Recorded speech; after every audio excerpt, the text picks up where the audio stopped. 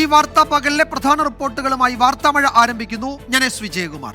തിരുവനന്തപുരം ബാലരാമപുരത്ത് കിണറ്റിലെറിഞ്ഞ് 2.5 വയസ്സുകാരിയെ കൊലപ്പെടുത്തിയ കേസിന്റെ ചുരുളഴിക്കാൻ പോലീസ്.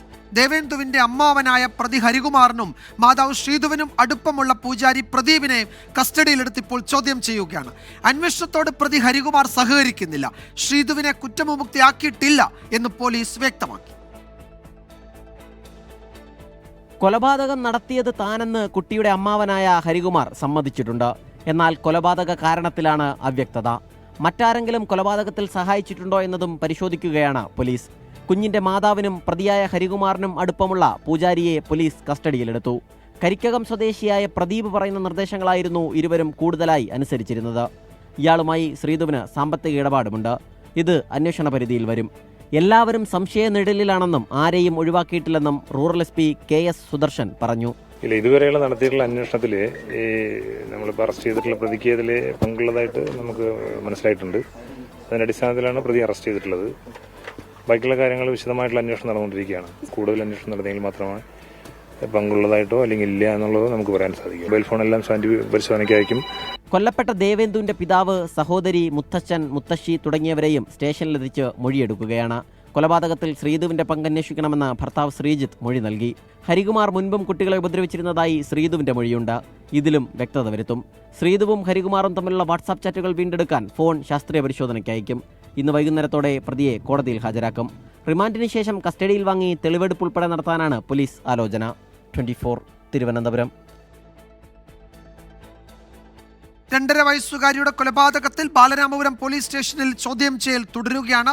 കരിക്കകത്ത് നിന്ന് കസ്റ്റഡിയിലെടുത്ത പൂജാരി പ്രദീപിൽ നിന്നുള്ള വിവരങ്ങൾ കേസിൽ ഒരുപക്ഷെ നിർണായകമായേക്കും. ദേവേന്ദുവിന്റെ പിതാവ് ശ്രീജിത്ത്, ദേവേന്ദുവിന്റെ മൂത്ത സഹോദരി, അതുപോലെ മുത്തശ്ശി ശ്രീകല തുടങ്ങിയവരിൽ നിന്ന് പ്രത്യേകം പോലീസ് വിവരങ്ങൾ ശേഖരിക്കുന്നുണ്ട്. ബാലരാമപുരം പോലീസ് സ്റ്റേഷനിൽ നിന്ന് സലീം മാലിക്കും പൂജാരി പ്രദീപിന്റെ കരിക്കകത്തെ താമസ സ്ഥലത്ത് നിന്ന് ഷഫീദ് റാവുത്തറും വിവരങ്ങൾ നൽകും.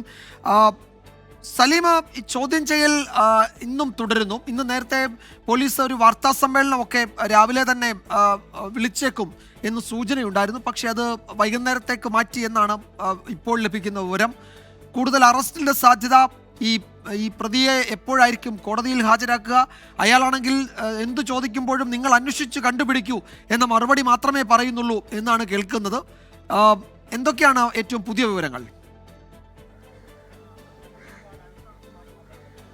വിജയകുമാർ, ഇന്ന് രാവിലെ പോലീസ് പറഞ്ഞത് 11:30 ഇക്കാര്യത്തിലെ മുഴുവൻ കാര്യങ്ങളിലും വ്യക്തത വരുത്തും. SP സുദർശൻ ഒരു വാർത്താ സമ്മേളനമായി തന്നെ നടത്തും എന്ന് പറഞ്ഞതാണ്. അതിനിവിടെ സമീപത്തെ ഒരു ഓഡിറ്റോറിയം തിരഞ്ഞെടുക്കുകയും അവിടേക്ക് പ്രാഥമികമായ കാര്യങ്ങളൊക്കെ ഒരുക്കുകയും ചെയ്തതാണ്. പക്ഷേ അതിനുശേഷമുണ്ടായ ഡെവലപ്മെൻറ്റുകൾ ഈ കേസിൽ നിർണായകമായി. അതോടുകൂടി ആ വാർത്താ സമ്മേളനം തൽക്കാലം മാറ്റിവെച്ചിരിക്കുകയാണ്. മാത്രമല്ല, പ്രതിയെ നിലവിൽ അറസ്റ്റ് രേഖപ്പെടുത്തിയിട്ടുള്ള പ്രതി ഹരികുമാറിനെ കോടതിയിൽ ഹാജരാക്കുന്നത് ഉൾപ്പെടെയുള്ള കാര്യങ്ങളും വൈകുകയാണ്. നിലവിൽ ഈ ബാലരാമപുരം പോലീസ് സ്റ്റേഷനിൽ തിരക്കിട്ടുള്ള മൊഴിശേഖരണവും ചോദ്യം ചെയ്യലും നടക്കുകയാണ്.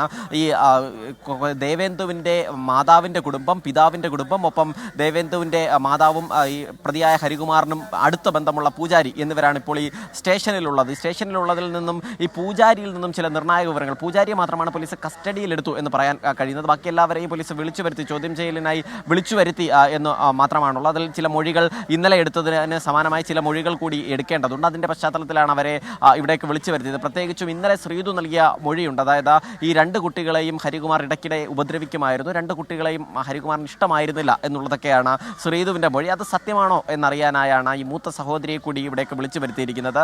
അത്തരം കാര്യങ്ങളിൽ വ്യക്തത വരുത്തും എന്നുള്ളതാണ്. പിതാവ് ശ്രീജിത്തിൻ്റെ പിതാവിനെയും ഇവിടേക്ക് വിളിച്ചു വരുത്തിയിട്ടുണ്ട്. അതും ഈ മൊഴികൾ പരിശോധിക്കാൻ വേണ്ടിയാണ്. അയാൾ ഈ ശ്രീധുവിനെതിരെ മൊഴി നൽകിയിട്ടുണ്ട്. ശ്രീധുവിനെതിരുള്ള പങ്ക് കൂടി അന്വേഷിക്കണം എന്നുള്ളതാണ് ഭർത്താവിൻ്റെ ആവശ്യം. കാരണം താൻ പറയുന്ന കാര്യങ്ങളൊന്നും അനുസരിക്കാറില്ലായിരുന്നു, ആകെ ദുരൂഹതയുണ്ടായിരുന്നു. അതുകൊണ്ട് ഈ കൊലപാതകത്തിലെ പങ്കുൾപ്പെടെ അന്വേഷിക്കണം എന്നുള്ളതാണ് ശ്രീധുവിനെതിരെ നൽകിയിരിക്കുന്ന മൊഴി. നിലവിൽ ഈ ജോത്സ്യനുമായി ബന്ധപ്പെട്ട്, ഈ പൂജാരിയുമായി ബന്ധപ്പെട്ട ഏതെങ്കിലും തരത്തിലുള്ള അന്ധവിശ്വാസത്തിൻ്റെ എലമെൻ്റ് ഈ കൊലപാതകത്തിൽ സംഭവിച്ചിട്ടുണ്ടോ എന്നുള്ളതിലാണ് പോലീസ് വിശദമായ പരിശോധന നടത്തുന്നത്. പ്രത്യേകിച്ചും വലിയ തുകയുടെ സാമ്പത്തിക ഇടപാട് ശ്രീധുവും ഒപ്പം ഹരികുമാറും ഇയാളുമായി നടത്തിയിട്ടുണ്ട്. മാത്രമല്ല, ഇയാളുടെ നിർദ്ദേശത്തിനനുസരിച്ചാണ്, ഈ പൂജാരിയുടെ നിർദ്ദേശത്തിനനുസരിച്ചാണ് ഇരുവരും പ്രവർത്തിക്കുന്നത് എന്നുള്ള വിവരവും പോലീസിന് ലഭിച്ചിട്ടുണ്ട്. അതുകൊണ്ടാണ് അന്ധവിശ്വാസം ആത്മവിശ്വാസത്തിന്റെ ഏതെങ്കിലും തരത്തിലുള്ള കണിക ഈ കേസുമായി ബന്ധപ്പെട്ടുണ്ടോ എന്ന് പോലീസ് പരിശോധിക്കുന്നത്. പക്ഷേ അത്തരത്തിലേക്കില്ല എന്നുള്ളൊരു സൂചന നിലവിൽ വരുന്നുണ്ട്. അപ്പോഴും മറ്റെന്തൊക്കെയോ കാര്യങ്ങൾ അറിയും. ഈ സാമ്പത്തിക ഇടപാട് എന്തിന് എന്നതുൾപ്പെടെയുള്ള കാര്യങ്ങളും പോലീസ് പരിശോധിക്കും. മറ്റൊരു പ്രധാനപ്പെട്ട കാര്യം ഈ പോലീസിനെ സംബന്ധിച്ചിടത്തോളം ആവശ്യമായി വരുന്നത് ഈ വാട്സാപ്പ് ചാറ്റുകളാണ്. ഈ വാട്സാപ്പ് ചാറ്റുകളിൽ ചിലത് മിസ്സിംഗ് ആയിരുന്നു. ആ വാട്സാപ്പ് ചാറ്റുകൾ വീണ്ടെടുക്കാനായി ഫോൺ ഇരുവരുടെയും ശ്രീധുവിൻ്റെയും ഒപ്പം ഹരികുമാറിൻ്റെയും ഫോൺ ശാസ്ത്രീയ പരിശോധനയ്ക്ക് പോലീസ് അയച്ചിട്ടുണ്ട്. വളരെ വേഗത്തിൽ തന്നെ അതിൻ്റെ റിസൾട്ട് കാത്തിരിക്കുകയാണ്. പക്ഷേ അതിനൊക്കെ മുമ്പ് സ്വാഭാവികമായും 24 മണിക്കൂറിനുള്ളിൽ കോടതിയിൽ അറസ്റ്റ് രേഖപ്പെടുത്തിയത് കൊണ്ട് തന്നെ കോടതിയിൽ ഹാജരാക്കേണ്ടതുണ്ട് പ്രതി ഹരികുമാറിനെ. അത് ഇന്ന് വൈകുന്നേരം 5 മണി വരെയാണ് സമയം. അതിനു മുൻപ് തന്നെ കോടതിയിലേക്ക് മറ്റു കാര്യങ്ങളും നടപടിക്രമങ്ങളും ഒക്കെ പൂർത്തീകരിച്ച് കോടതിയിൽ ഹാജരാക്കാൻ ആണ് പോലീസിന്റെ നീക്കം. അതിനിടയിൽ ചോദ്യം ചെയ്യലും മൊഴിയെടുപ്പും സമാന്തരമായി തന്നെ പുരോഗമിക്കുകയും ചെയ്യും. ഈ മുത്തശ്ശിയിൽ നിന്നും അതായത് ശ്രീധുവിൻ്റെ അമ്മയിൽ നിന്നും ശ്രീധുവിൻ്റെ ഈ കൊല്ലപ്പെട്ട ദേവേന്ദുവിൻ്റെ വല്യച്ഛനിൽ നിന്നും ഉൾപ്പെടെയും മൊഴി ശേഖരിക്കുന്നുണ്ട്.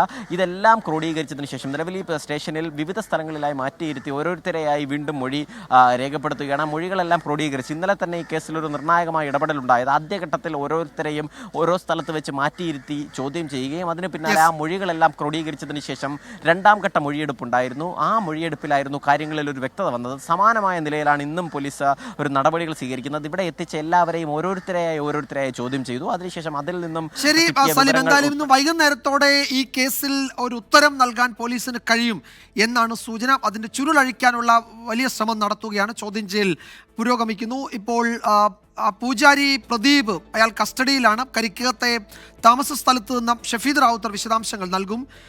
ഷഫീദ്, ഇയാളുടെ ഒരു പശ്ചാത്തലം എന്താണ്? ഈ കേസിൽ ഏതെങ്കിലും തരത്തിൽ നേരിട്ടുള്ള ബന്ധം ഈ പ്രദീപ് എന്ന ഈ പൂജാരിക്കുണ്ടോ എന്നതിൽ പോലീസിന് എന്തെങ്കിലും സൂചനകളുണ്ടോ? തന്നെയുമല്ല, ഇന്നലെ ഒരു മൊഴി പുറത്തു വന്നത് ഈ കുട്ടിയുടെ അമ്മ ഏതാണ്ട് 30 ലക്ഷം രൂപ കരിക്കകത്ത് ഒരാൾ തട്ടിച്ചു എന്ന് പറഞ്ഞിരുന്നു. അത് ഈ പൂജാരിയെ പറ്റിയാണോ ആ പരാമർശം?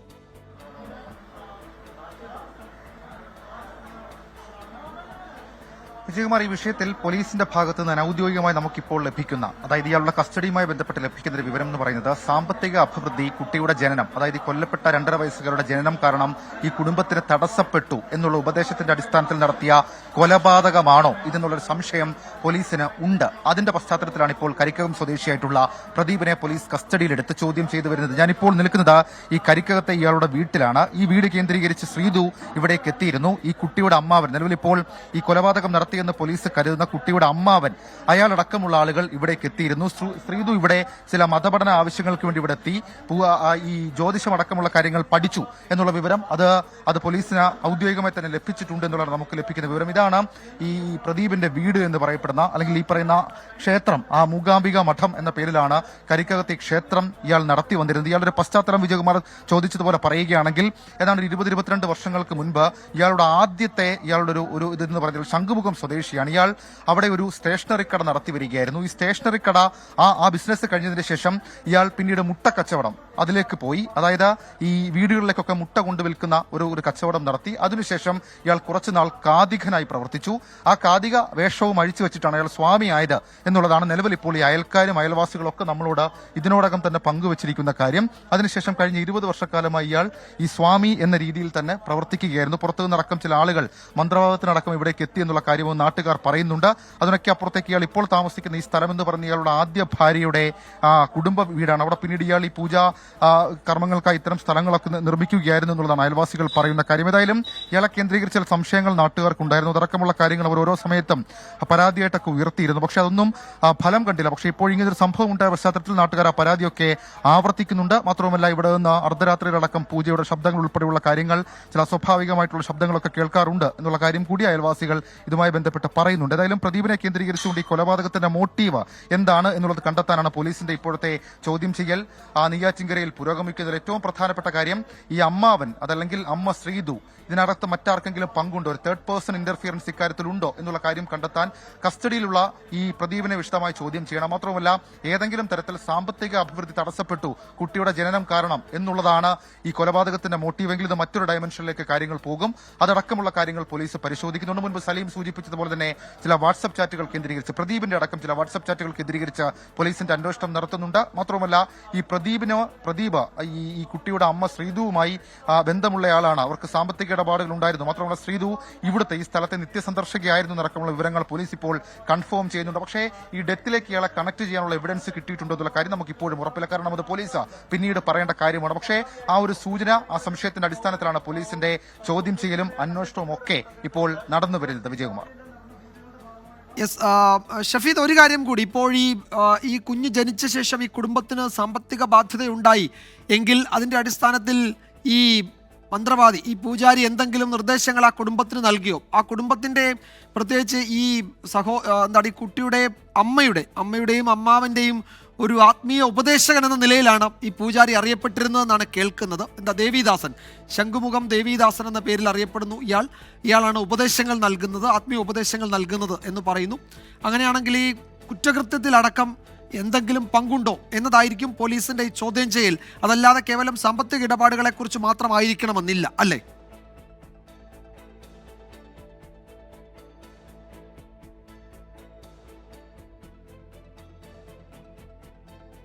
യെസ്, അവിടെ ചില സാങ്കേതിക പ്രശ്നങ്ങളുണ്ട്. വിശദാംശങ്ങളായിരുന്നു ഷഫീദ് റാവുത്തർ നൽകിക്കൊണ്ടിരുന്നത്. എന്തായാലും ഈ പൂജാരിയെ കസ്റ്റഡിയിൽ എടുത്തിട്ടുണ്ട്. പ്രദീപ് എന്നാണ് അയാളുടെ പേര്. കരിക്കകത്തെ താമസ സ്ഥലത്ത് നിന്നാണ് ഷഫീദ് വിവരങ്ങൾ നൽകിയത്. ചോദ്യം ചെയ്യുകയാണ്. ഈ കുടുംബത്തിലെ അംഗങ്ങളിൽ ചിലരുടെ ആത്മീയ ഉപദേശകൻ എന്ന നിലയിലാണ് ഇയാൾക്ക് ഈ കുറ്റകൃത്യത്തിൽ എന്തെങ്കിലും പങ്കുണ്ടോ എന്ന് പോലീസ് പരിശോധിക്കുന്നത്. വലിയ സാമ്പത്തിക ഇടപാടുകൾ നടത്തിയിരുന്നു ഈ കുടുംബവും ഇയാളും തമ്മിൽ. അതിനപ്പുറത്തേക്ക് ഈ കുറ്റകൃത്യത്തിൽ അയാൾക്ക് പങ്കുണ്ടോ എന്ന വളരെ വിശദമായ അന്വേഷണമാണ് പോലീസ് ഇപ്പോൾ നടത്തുന്നത്. നേരത്തെ നമ്മൾ പറഞ്ഞതുപോലെ വൈകുന്നേരത്തോടുകൂടി ഈ കുറ്റകൃത്യത്തിന്റെ ചുരുളഴിക്കാൻ പൂർണ്ണമായും കഴിയുമെന്നാണ് പോലീസ് അന്വേഷണ സംഘം കരുതുന്നത്. നമ്മൾ മറ്റു റിപ്പോർട്ടുകളിലേക്ക് പോകുന്നു. നാളെ കേന്ദ്ര ബജറ്റ്.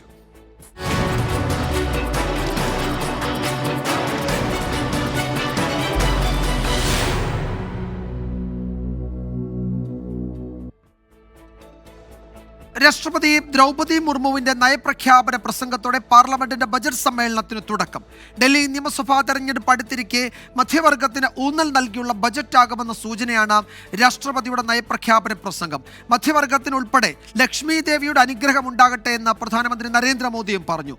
മൂന്നാം മോദി സർക്കാരിന്റെ ആദ്യ സമ്പൂർണ്ണ ബജറ്റ് നാളെ ധനമന്ത്രി നിർമ്മല സീതാരാമൻ പാർലമെന്റിൽ അവതരിപ്പിക്കും.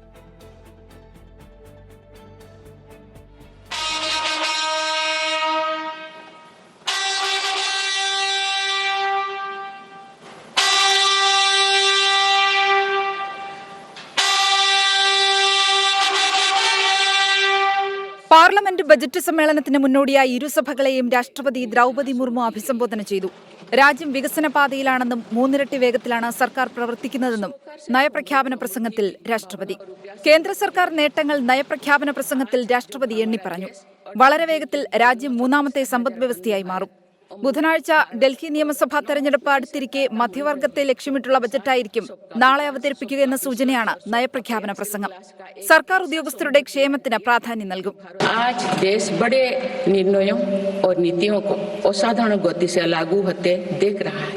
और इन निर्णयों में देश की गरीब, मध्यम वर्ग, युवा, महिलाओं, किसानों को सर्वोच्च प्राथमिकता मिलेगी. ബജറ്റ് സമ്മേളനത്തിന് മുന്നോടിയായി മാധ്യമങ്ങളെ കണ്ട പ്രധാനമന്ത്രി നരേന്ദ്രമോദിയും ബജറ്റ് മധ്യവർഗത്തെ ഊന്നിയായിരിക്കുമെന്ന സൂചനയാണ് നൽകിയത്. ये बजट एक नया विश्वास पैदा करेगा, नई ऊर्जा देगा कि देश के हर गरीब एवं मध्यम वर्ग समुदाय पर मां लक्ष्मी की विशेष कृपा रहे. ബജറ്റ് സമ്മേളനത്തിൽ പ്രതിപക്ഷം സഹകരിക്കണം. വികസിത ഇന്ത്യ എന്ന സ്വപ്നത്തിലേക്കുള്ള ലക്ഷ്യമാകും ബജറ്റെന്നും പ്രധാനമന്ത്രി.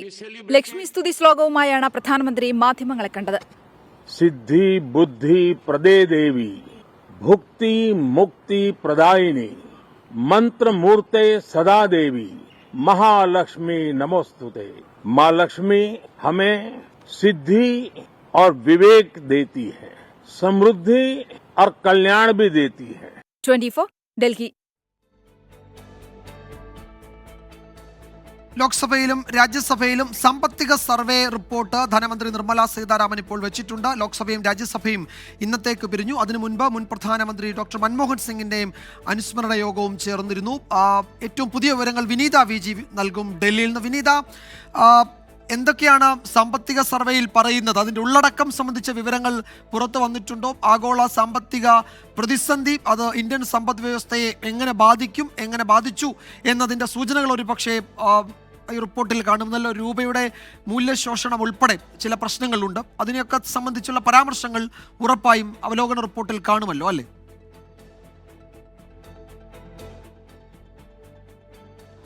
തീർച്ചയായും അങ്ങനെ തന്നെയാണ് വിജയകുമാർ. ഇതിനോടകം തന്നെ രാജ്യം കൈവരിച്ച നേട്ടങ്ങൾ, പുരോഗതി, രാജ്യത്തിന്റെ സാമ്പത്തിക വളർച്ച, ഇങ്ങനെയുള്ള വിശദാംശങ്ങളൊക്കെ തന്നെ ഈ റിപ്പോർട്ടിലുണ്ട്. അല്പസമയം മുൻപാണ് ഈ റിപ്പോർട്ട് ഇരു സഭകൾക്കും മുൻപ് ധനകാര്യമന്ത്രി നിർമ്മലാ സീതാരാമൻ സമർപ്പിച്ചത്. ഇനി ആ റിപ്പോർട്ടിന്റെ വിശദാംശങ്ങൾക്കായി നമ്മൾ കാത്തിരിക്കുകയാണ്. അല്പസമയത്തിനകം തന്നെ ആ റിപ്പോർട്ടിന്റെ വിശദാംശങ്ങൾ നമുക്ക് ലഭ്യമാകും എന്ന് തന്നെയാണ് കരുതുന്നത്. രാജ്യം ഈ 2024-25 സാമ്പത്തിക വർഷത്തിൽ രാജ്യത്തിനുണ്ടായ സാമ്പത്തികമായിട്ടുള്ള പുരോഗതി, രൂപയുടെ മൂല്യം ഉൾപ്പെടെയുള്ള വിശദാംശങ്ങളൊക്കെ തന്നെ ആ റിപ്പോർട്ടിൽ ഉൾപ്പെടുത്തിയിട്ടുണ്ട്. ഈ നയപ്രഖ്യാപന പ്രസംഗം പൂർത്തിയാക്കി രാഷ്ട്രപതി സഭയിൽ നിന്ന് ഇറങ്ങിയതിന് പിന്നാലെയാണ് സഭ വീണ്ടും ചേർന്നത്.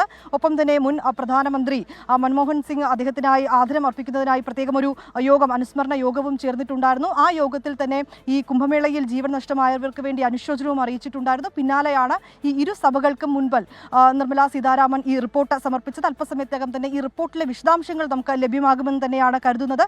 ഇരു സഭകളും നാളത്തേക്ക് പിരിഞ്ഞിരിക്കുകയാണ്. വിനീത വിജിയാണ് വിവരങ്ങൾ നൽകിയത്. സാമ്പത്തിക സർവേയിലെ ഉള്ളടക്കം സംബന്ധിച്ച വിവരങ്ങൾ വരാനിരിക്കുന്നതേ ഉള്ളൂ. ലോക്സഭയിലും രാജ്യസഭയിലും അത് ടേബിൾ ചെയ്തിട്ടുണ്ട് ധനമന്ത്രി നിർമ്മലാ സീതാരാമൻ. രാജ്യാന്തര തലത്തിൽ സ്വർണ്ണവിലയിൽ നിന്ന് $47 വർധന. സംസ്ഥാനത്ത് സ്വർണ്ണവില പവന് 61,840 രൂപയിലെത്തി. ഇന്ന് പവന് 960 രൂപയാണ് വർദ്ധിച്ചത്.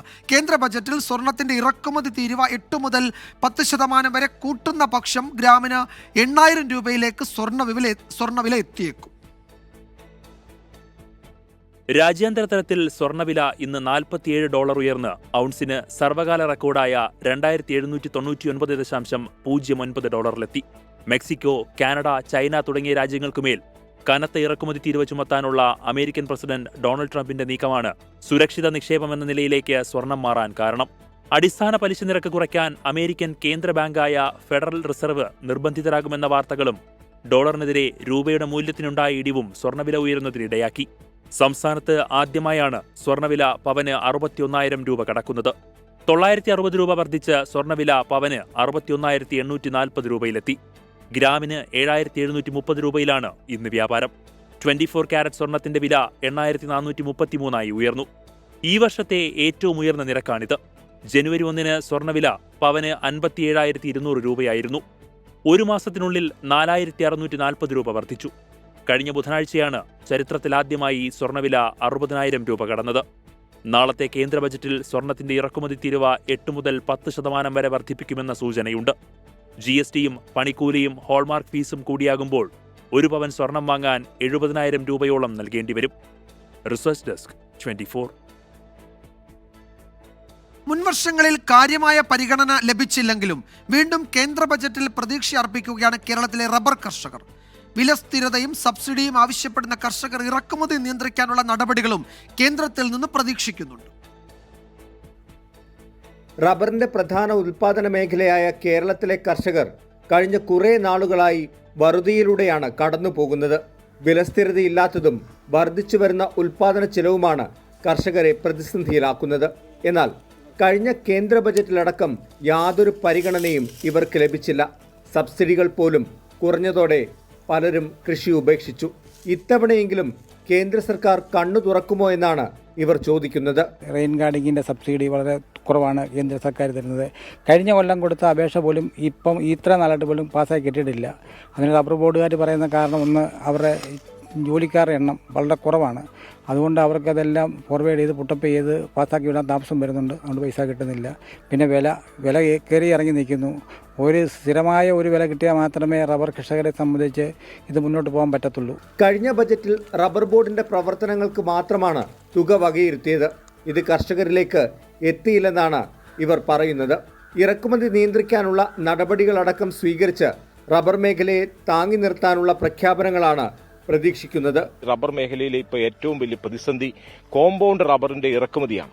ഇവിടുത്തെ ടയർ കമ്പനികൾ ഈ പറയുന്ന റബ്ബറിന്റെ കണ്ടന്റ് വലിയ തോതിൽ വർദ്ധിപ്പിച്ചുകൊണ്ട് ടയർ നിർമ്മാണത്തിന് അനുയോജ്യമായ തരത്തിൽ വലിയ തോതിൽ കോമ്പൗണ്ട് റബ്ബർ ഇങ്ങോട്ട് ഇറക്കുമതി ചെയ്യുകയാണ്.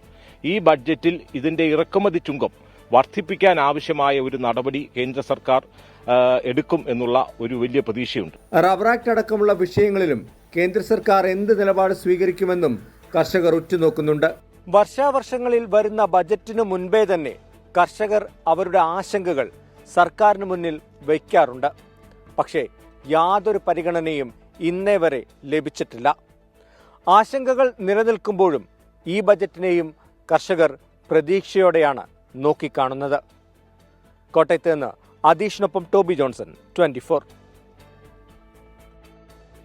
ഇപ്പോൾ വരുന്ന ഒരു റിപ്പോർട്ടിലേക്ക്. തൃശൂർ അതിരപ്പള്ളിയിൽ കൈക്കൂലി വാങ്ങുന്നതിനിടെ വില്ലേജ് ഓഫീസർ അറസ്റ്റിലായി. RO സർട്ടിഫിക്കറ്റിന് വേണ്ടി 3000 രൂപ കൈക്കൂലി ആവശ്യപ്പെട്ട KL ജൂഡിനെയാണ് വിജിലൻസ് അറസ്റ്റ് ചെയ്തത്. സൂരജ് സജി വിവരങ്ങൾ നൽകും തൃശൂരിൽ നിന്ന്. സൂരജ്, ഒരു സ്ഥിരം കൈക്കൂലി വാങ്ങുന്ന ഒരു പ്രശ്നക്കാരനായ വില്ലേജ് ഓഫീസറാണോ പിടിയിലായ ഈ KL ജൂഡ്?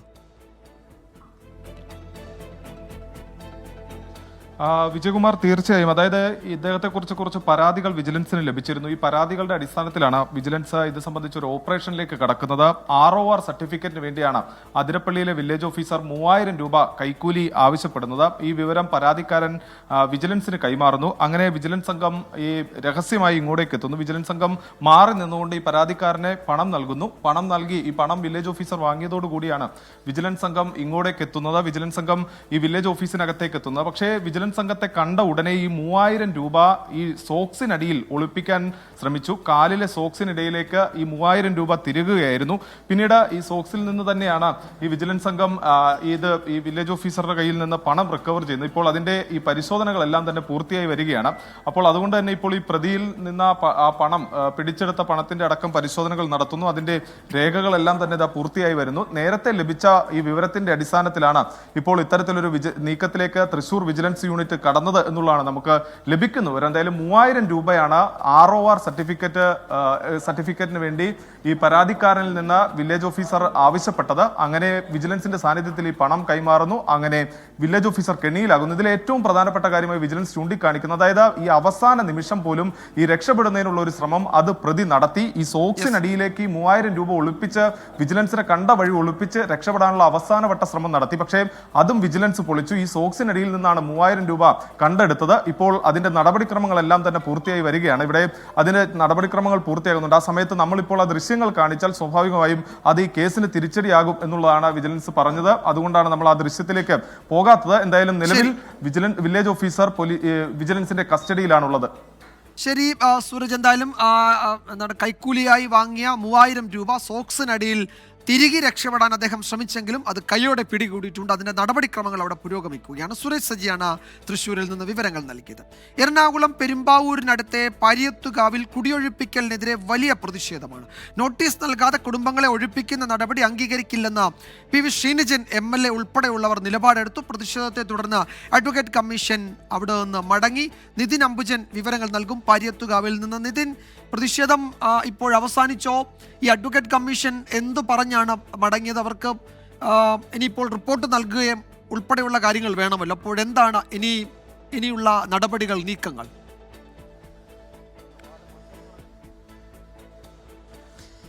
വിജുമാർ, എന്തായാലും പ്രതിഷേധം ഇപ്പോൾ ഇവിടുന്ന് ഏതാണ്ട് അവസാനിച്ചിട്ടുണ്ട്. ഇവിടുത്തെ സ്ഥലത്തെ ആളുകളെല്ലാം തന്നെ പിരിഞ്ഞു പോകാനുള്ളൊരു തീരുമാനത്തിലാണുള്ളത്. നേരത്തെ സൂചിപ്പിച്ച പോലെ തന്നെ പാരിയത്തുകാവിലെ കുടിയൊഴിപ്പിക്കലുമായി ബന്ധപ്പെട്ട് വലിയ പ്രതിഷേധം കഴിഞ്ഞ ഏതാനും ദിവസങ്ങളായി തന്നെ തുടരുന്നുണ്ട്. ഇത് 6ാം തവണയാണ് ഇത്തരത്തിൽ അഡ്വക്കേറ്റ് കമ്മീഷൻ ഇവിടെ എത്തി മടങ്ങിപ്പോകേണ്ട സാഹചര്യം ഉണ്ടായിരിക്കുന്നത്. എന്തായാലും MLA PV ശ്രീനിജന്റെ നേതൃത്വത്തിലുള്ള സംഘം ഇന്നിവിടെ ഈ ഒരു അഡ്വക്കേറ്റ് കമ്മീഷനെ തടഞ്ഞിരുന്നു. അദ്ദേഹത്തോട് കൃത്യമായ രേഖകളുടെ അടിസ്ഥാനത്തിലാണോ ഈ ഒരു ഒഴിപ്പിക്കൽ നടപടി എന്ന ചോദ്യം അദ്ദേഹം ഉന്നയിച്ചു. പക്ഷേ അതുമായി ബന്ധപ്പെട്ട് കൂടുതൽ നടപടികളിലേക്ക് പോകാതെ ഉടൻ തന്നെ അഡ്വക്കേറ്റ് കമ്മീഷൻ ഇവിടുന്ന് പിരിയുകയായിരുന്നു. എന്തായാലും RDOക്കെതിരെ കോടതിയലക്ഷ്യ നടപടി സ്വീകരിക്കും എന്ന് സൂചിപ്പിച്ചുകൊണ്ടാണ് അഡ്വക്കേറ്റ് കമ്മീഷൻ ഇവിടെ നിന്ന് ഇപ്പോൾ പിരിഞ്ഞുപോയിരിക്കുന്നത്. നമുക്കിപ്പോൾ ദൃശ്യങ്ങളിൽ തന്നെ കാണാം. MLA PV ശ്രീനിധി ഉൾപ്പെടെയുള്ള നിരവധി പേർ ഇപ്പോഴും ഇവിടെയുണ്ട്. എന്തായാലും കുടിയൊഴിപ്പിക്കലിനെതിരെ വലിയ പ്രതിഷേധം നടക്കുന്നുണ്ട്. 40-ലധികം വർഷമായി നടക്കുന്ന കോടതി വ്യവഹാരമാണ്. സുപ്രീം കോടതിയിലും അനുകൂല തീരുമാനം ഇതിന്റെ യഥാർത്ഥ ഉടമസ്ഥന് ലഭിച്ചു എന്ന് തന്നെയാണ് അവർ അവകാശപ്പെടുന്നത്. അതിനുശേഷമാണ് ഈ നടപടികളെ ഇപ്പോൾ തുടർന്ന് മുന്നോട്ട് പോകുന്നത്. എന്തായാലും ഈ ഭൂമി വിട്ട് എങ്ങോട്ടേക്കും പോകില്ല എന്ന് തന്നെയാണ് ഇവിടുത്തെ ആളുകൾ പറയുന്നത്. ഏതാണ്ട് 8 കുടുംബങ്ങളെ ബാധിക്കുന്ന വിഷയമാണ്. അതുകൊണ്ട് തന്നെ ഇവിടെ നിന്ന് ഇറങ്ങിയാൽ എങ്ങോട്ടേക്ക് പോകുമെന്ന ചോദ്യമാണ് ഇവരെല്ലാം ഉന്നയിക്കുന്നത്. ചേച്ചി, വലിയ ആശങ്കയുണ്ടോ ഈ ഇവിടുന്ന് പോകേണ്ടി വരുമോ? ഇല്ല, ആശയില്ല. അവിടെ താമസിക്കണവർ എപ്പോഴും താമസിക്കണം, അതാ വേണ്ടത്. വലിയ ആശങ്കയുണ്ടോ ഈ അഡ്വക്കേറ്റ് കമ്മീഷനൊക്കെ ഇങ്ങോട്ടേക്ക് വരുമ്പോൾ? ആശങ്കയില്ല. ഉണ്ട് ചെറുതായിട്ട്. വലിയ ആശങ്കയുടെ നിരവധി കുടുംബങ്ങളാണ്, സ്ത്രീകൾ ഉൾപ്പെടെയുള്ള നിരവധി പേരാണ് ഇവിടെ താമസിക്കുന്നത്. എന്തായാലും ഇവിടുന്ന് പിരിഞ്ഞു പോകില്ല എന്ന് തന്നെയാണ് അവർ പറയുന്നത്. ഇനി അഡ്വക്കേറ്റ് കമ്മീഷൻ വീണ്ടും എത്തിയാൽ ശക്തമായ പ്രതിഷേധം മുന്നോട്ട് പോകും. നിയമാനുസൃതമാണെങ്കിൽ അതുമായി ബന്ധപ്പെട്ട നോട്ടീസ് ആദ്യം നൽകുക, അതിനുശേഷം നടത്തിയ ചർച്ചകൾക്ക് ശേഷം മാത്രമേ ഒരു നടപടിയിലേക്ക് പോകാൻ പാടുള്ളൂ എന്ന് തന്നെയാണ് പറയുന്നത്. അഡ്വക്കേറ്റ് കമ്മീഷൻ അവിടെ നിന്ന് മടങ്ങിയിട്ടുണ്ട്. അവിടെ ജനപ്രതിനിധികൾ ഉൾപ്പെടെ ഉള്ളവരുണ്ട്. നടപടിക്രമങ്ങൾ പാലിക്കാതെ എന്തെങ്കിലും തരത്തിൽ ഒരു കുടിയൊഴിപ്പിക്കൽ ഉൾപ്പെടെ അതിലേക്ക് പോകാൻ അനുവദിക്കില്ല എന്നാണ് ജനപ്രതിനിധികളും നാട്ടുകാരും ഒക്കെ പറയുന്നത്. നിതിൻ അംബുജനാണ് പാരിയത്തുകാവിൽ നിന്ന് വിവരങ്ങൾ നൽകിയത്. എറണാകുളം ചോറ്റാനിക്കരയിൽ റാഗിങ്ങിനെ തുടർന്ന് ആത്മഹത്യ ചെയ്ത 9ാം ക്ലാസ് വിദ്യാർത്ഥി മിഹിർ അഹമ്മദ് നേരിട്ടത് കൊടിയ ക്രൂരത. ക്ലോസറ്റിൽ മിഹിറിന്റെ തല താഴ്ത്തി ഫ്ലഷ് ചെയ്തെന്നും നിറത്തെ പോലും പരിഹസിച്ചെന്നും മാതൃസഹോദരൻ മുഹമ്മദ് ഷെരീഫ് 24നോട് വെളിപ്പെടുത്തി. ഗ്ലോബൽ പബ്ലിക് സ്കൂളിൽ പോലീസ് പരിശോധന നടത്തി. തെളിവുകൾ ലഭിക്കാതെ ആരോപണ വിധേയരായ കുട്ടികൾക്കെതിരെ നടപടി എടുക്കില്ല എന്നാണ് സ്കൂളിന്റെ നിലപാട്. സമാനതകളില്ലാത്ത റാഗിങ്ങിന് മിഹിർ അഹമ്മദ് ഇരയായെന്ന് ആവർത്തിക്കുകയാണ് കുടുംബം. സ്കൂളിലും സ്കൂൾ ബസ്സിലും സീനിയർ വിദ്യാർത്ഥികൾ മർദ്ദിച്ചു. വാഷ്റൂമിലെത്തിച്ച ക്ലോസറ്റിൽ മുഖം പൂഴ്ത്തി ഫ്ലഷ് ചെയ്തു. നിറത്തിന്റെ പേരിൽ പരിഹസിച്ചെന്നും സ്കൂളിൽ പരാതിപ്പെട്ടപ്പോൾ ഗൗരവത്തിലെടുത്തില്ലെന്നും മിഹിറിന്റെ മാതൃസഹോദരൻ മുഹമ്മദ് ഷെരീഫ് 24നോട്. അവനെ ഫോഴ്സ്ഫുള്ളി ടോയ്ലറ്റിൽ കൊണ്ടുപോയി ടോയ്ലറ്റ് സീറ്റിൽ കേൾപ്പിച്ചു. അതേപോലെ ക്ലോസറ്റിൻ്റെ ഉള്ളിലേക്ക് തല ഇട്ടിട്ട് ഫ്ലഷ് ചെയ്തു, ഫിസിക്കലി അസോൾട്ട് ചെയ്തു എന്നുള്ളതൊക്കെ. അതുമാത്രമല്ല, അവൻ്റെ മരണവാർത്ത അറിഞ്ഞിട്ട് അതിനുശേഷം അതൊരു ഫണ്ണായിട്ടാണ് അവർ കമ്മ്യൂണിക്കേറ്റ് ചെയ്തിട്ടുള്ളത്.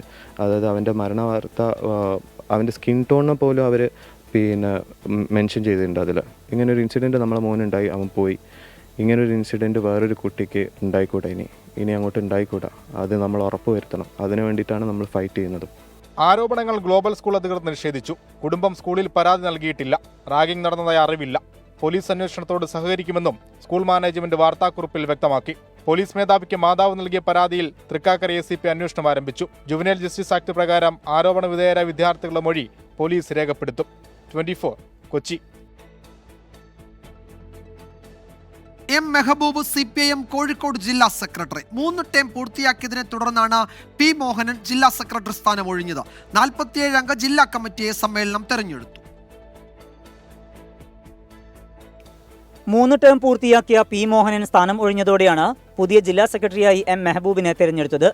നിലവിൽ കൺസ്യൂമർ ഫെഡ് ചെയർമാനും കർഷക സംഘം സംസ്ഥാന കമ്മിറ്റി അംഗവും ജില്ലാ സെക്രട്ടറിയുമാണ് മെഹബൂബ്. മികച്ച സഹകാരിയായ മെഹബൂബ് ദീർഘകാലം കോഴിക്കോട് ജില്ലാ സഹകരണ ബാങ്ക് പ്രസിഡന്റായിരുന്നു. 9 വർഷത്തിനു ശേഷമാണ് ജില്ലാ സെക്രട്ടറി സ്ഥാനത്ത് നിന്ന് P മോഹനന്റെ മാറ്റം. പുതിയ ചുമതലയിൽ സന്തോഷമെന്ന് M മെഹബൂബ്. ഈ ജില്ലക്കകത്തുള്ള ബഹുജനങ്ങളുടെ ഇടയിൽ ഞങ്ങളുടെ വർഗ ബഹുജന സംഘടനാ പ്രവർത്തനങ്ങൾ നടത്തി, രാഷ്ട്രീയ പ്രവർത്തനങ്ങൾ നടത്തി, കൂട്ടായ്മയിലൂടെ എല്ലാ മേഖലകളിലും അവശ ജനവിഭാഗങ്ങൾ അനുഭവിക്കുന്ന പ്രയാസങ്ങളും ദുരിതങ്ങളുമെല്ലാം കണ്ടറിഞ്ഞ് മാത്രമല്ല ഇടപെട്ടും ഈ പ്രസ്ഥാനത്തെ ഭൂരിപക്ഷ ജനങ്ങളുടെ പ്രസ്ഥാനമാക്കി മാറ്റുക എന്ന ലക്ഷ്യത്തിൽ മുന്നോട്ട് പോകാനാണ് ഞങ്ങളുടെ തീരുമാനം.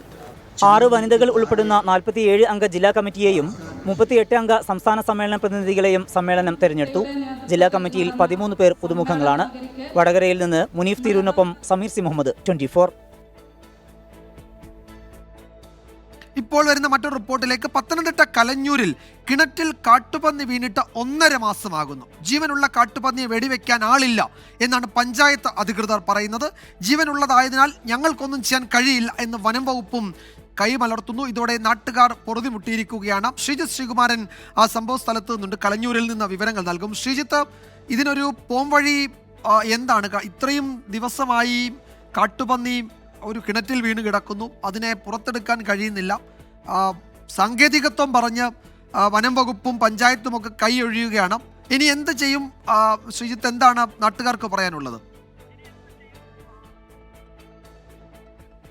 കലഞ്ഞൂർ പഞ്ചായത്തിലാണ് വിജയകുമാർ നമ്മളിപ്പോൾ ഉള്ളത്. ഈ പഞ്ചായത്തിന്റെ സ്ഥലത്തിന്റെ പേരെന്താ ചേച്ചി?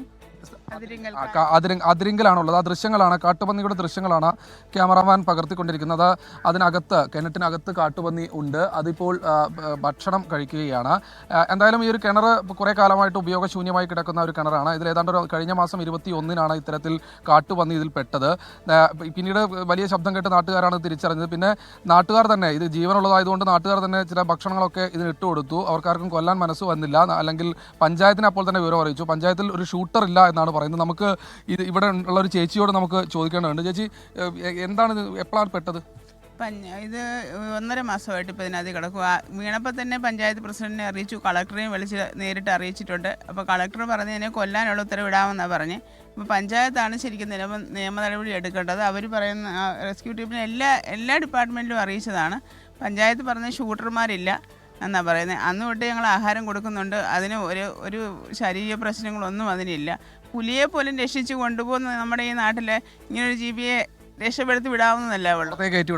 പുറത്തേക്ക് കയറ്റി വിടണമെന്നായ ഞങ്ങളുടെ ഒരു താല്പര്യം. അതാ കൊന്നു കളയണ്ട, എന്തായാലും അതിന് ജീവനുണ്ടല്ലോ. തീർച്ചയായും അതാണ് പറയുന്നത്. നാട്ടുകാർ നിരവധി തവണ പരാതി പറഞ്ഞതാണ്. പക്ഷേ പഞ്ചായത്ത് പറയുന്നത് തങ്ങൾക്ക് ഷൂട്ടർ ഇല്ല, ഇവിടെ അങ്ങനെ വെടിവെക്കാൻ ആളില്ല എന്നാണ് പഞ്ചായത്ത് അധികൃതർ പറയുന്നത്. ഇതിപ്പോൾ വെടിവെച്ച് കൊല്ലണ്ട, ഇതിനെ പുറത്തേക്ക് കയറ്റി വിടുന്നതിന് വനം വകുപ്പിന് എന്തെങ്കിലും തടസ്സമുണ്ടോ? വനം വകുപ്പ് ഉദ്യോഗസ്ഥർ അല്പസമയം മുൻപ് നമ്മൾ ബന്ധപ്പെട്ടപ്പോൾ അവർ പറയുന്നത്, അവിടുത്തെ റെസ്ക്യൂ ടീമിനാണ് നമ്മൾ ബന്ധപ്പെട്ടത്. അവർ പറയുന്നത് വളരെ വ്യക്തമാണ്. അതിനൊരു ഉത്തരവുണ്ട്. ജീവനുള്ള കാട്ടുമൃഗങ്ങളാണെങ്കിൽ, വന്യമൃഗങ്ങളാണെങ്കിൽ അത് നാട്ടിലിറങ്ങിയാൽ നടപടി എടുക്കേണ്ടത് പഞ്ചായത്താണ്. പഞ്ചായത്തിന് തീരുമാനിക്കാം അത് കയറ്റി വിടണോ കൊല്ലണോ എന്നത് പഞ്ചായത്തിന് തീരുമാനിക്കാം. പഞ്ചായത്ത് അംഗവും നാട്ടുകാരും തീരുമാനമെടുക്കേണ്ടതാണ് എന്നാണ് വനം വകുപ്പിലെ റെസ്ക്യൂ ടീം അംഗങ്ങൾ പറയുന്നത്. തങ്ങൾക്ക് ഇതിൽ യാതൊരു ഉത്തരവാദിത്വവും ഇല്ല എന്നും അവർ പറയുന്നുണ്ട്. വനത്തിനകത്തോ അല്ലെങ്കിൽ തൊട്ടപ്പുറത്തെ മേഖലയോ ആണെങ്കിൽ തങ്ങൾക്ക് വേണമെങ്കിൽ പറഞ്ഞ് കയറ്റി വിടാം, അല്ലെങ്കിൽ വെടിവെച്ച് കൊല്ലാം, അതിന് ഉത്തരവിറക്കാമെന്നാണ് പറയുന്നത്. എന്തായാലും ഇതിപ്പോൾ കുറച്ച് കഷ്ടമാണ്. ഇങ്ങനെ തന്നെ കിടക്കുകയാണ്. ഏതാണ്ട് ഒരു 1.5 മാസമായി. ഇപ്പോൾ നാട്ടുകാരെയൊക്കെ ആണ് ഈ പന്നിക്ക് ഭക്ഷണമൊക്കെ ഇട്ട് കൊടുത്തുകൊണ്ടിരിക്കുന്നത്. വലിയ തോതിൽ നാട്ടുകാർക്ക് വലിയ വിഷമമുണ്ട്. ഒന്നുകിൽ വെടിവെച്ച് കൊല്ലുക, അല്ലെങ്കിൽ എത്രയും പെട്ടെന്ന് കയറ്റി പുറത്തേക്ക് വിടുക. ഈ രണ്ടിലേതെങ്കിലും ഒന്ന് ചെയ്യണമെന്നാണ് നാട്ടുകാരുടെ ആവശ്യം. വിജയകുമാർ, പത്തനംതിട്ട കലഞ്ഞൂരിൽ നിന്നാണ് ഈ ദൃശ്യങ്ങൾ. 1.5 മാസമായിട്ട് ഒരു കാട്ടുപന്നി കിണറ്റിൽ വീണു. അതിനിപ്പോൾ നാട്ടുകാർ ഭക്ഷണം കൊടുക്കുകയാണ്. അതിനെ കരയ്ക്ക് കയറ്റി വിടാനോ ഒന്നുമുള്ള ഒരു നടപടിയിലേക്കും പഞ്ചായത്തോ വനം വകുപ്പോ ഒന്നും കടക്കുന്നില്ല എന്നാണ് നാട്ടുകാർ പരാതിപ്പെടുന്നത്. ശ്രീജിത് ശ്രീകുമാരനാണ് വിവരങ്ങൾ നൽകിയത്. നമ്മൾ വയനാട്ടിലേക്ക് പോകുന്നു. അവിടെ മുപ്പൈനാട് കാടാശ്ശേരിയിൽ ആടിനെ പുലി ആക്രമിച്ചു കൊന്നു. ആടിന്റെ ജഡവുമായി മേപ്പാടി വനം വകുപ്പ് ഓഫീസിന് മുന്നിൽ നാട്ടുകാർ ഇപ്പോൾ പ്രതിഷേധിക്കുകയാണ്. സുർജിത്ത് അയ്യപ്പത്ത് അവിടെ നിന്നും വിവരങ്ങൾ നൽകും. സുർജിത്ത്, എന്താണ് അവിടെ നിന്നുള്ള വിവരങ്ങൾ? ഇത് സ്ഥിരം വന്യമൃഗ ആക്രമണം നടക്കുന്ന ഒരു മേഖല കൂടിയാണല്ലോ. നാട്ടുകാർക്ക് അക്കാര്യത്തിൽ ആശങ്കയുണ്ടല്ലേ? വനം വകുപ്പ് എന്തെങ്കിലും കൂട് സ്ഥാപിക്കുകയോ അത്തരം തുടർ നടപടികളിലേക്ക് വല്ലതും കടന്നിട്ടുണ്ടോ? വിജയകുമാർ, ഈ വടുവഞ്ചാൽ എന്ന് പറയുന്ന പ്രദേശത്തിനടുത്ത്, അമ്പലവയലിനടുത്താണത്. ആ പ്രദേശത്താണ് ഇത്തരത്തിലൊരു വന്യജീവി ആക്രമണം ഉണ്ടായിരിക്കുന്നത്. പുലിയാണ് ആക്രമിച്ചത്. ഇത് 3 മാസം ഗർഭിണിയായുള്ള ആടിനെയാണ് കൊന്നിരിക്കുന്നത്. പാറക്കൽ ജാഫറിന്റെ ആടിനെയാണ് കൊന്നിരിക്കുന്നത്. ഇന്ന് പുലർച്ചെയാണ് ഈ ഒരു സംഭവം ഉണ്ടായിരിക്കുന്നത്. ഇത് സ്ഥലം മൂപ്പൈനാട് കാടാശ്ശേരി എന്നാണ് ഈ സ്ഥലത്തിന്റെ പേര്. ഈ സൺറൈസ് വാലി വനമേഖലയിൽ നിന്നാണ് ഇത്തരത്തിൽ വന്യമൃഗങ്ങൾ കയറി വരുന്നത് എന്നുള്ളതാണ് ഈ നാട്ടുകാർ ഉന്നയിക്കുന്ന ആക്ഷേപം.